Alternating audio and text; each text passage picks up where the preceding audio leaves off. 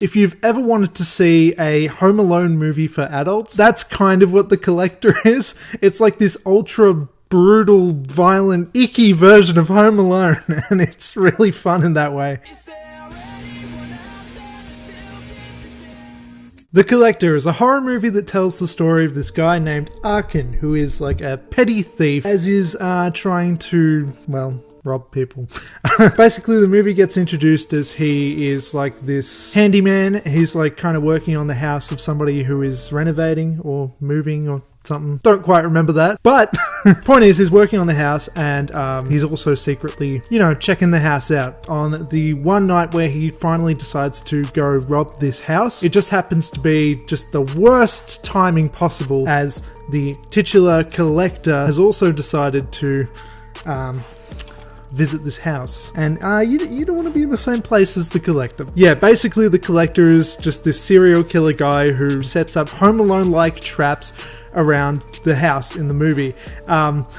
He's got like from basic things like bear traps and stuff to more kind of elaborate deals, like he'll have like a tripwire, and once you go over that, there'll be like a board of nails that comes and pins you to the wall or something like that. He has a whole bunch of different sorts of traps like that. And in saying that, some people might say that this is a total rip-off of Saw. It's even written and directed by the guy that did 4, 5, and 6, as it says on the cover right there. But I'll say that I think that there's a lot more creativity to this movie than just being a simple rip-off of Saw. Like, sure, it's got the traps, which like undeniably are pretty similar, but this is more of a cheap budget thing. This is more of an original kind of approach, and really what sucks you into this is following the guy Arkin, as he's doing the wrong thing, but he's got a heart of gold. You kind of like the guy because he's robbing the house so that he can pay for his daughter to...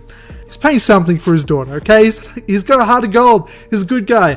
But he's just robbing this place because, well, he doesn't have any other choice, because he owes somebody a bunch of money as well. It's a whole thing. Don't worry about all the details, but the point is, yeah, you follow this guy Arkin as he's doing the wrong thing for the right reasons, and he just gets so unlucky.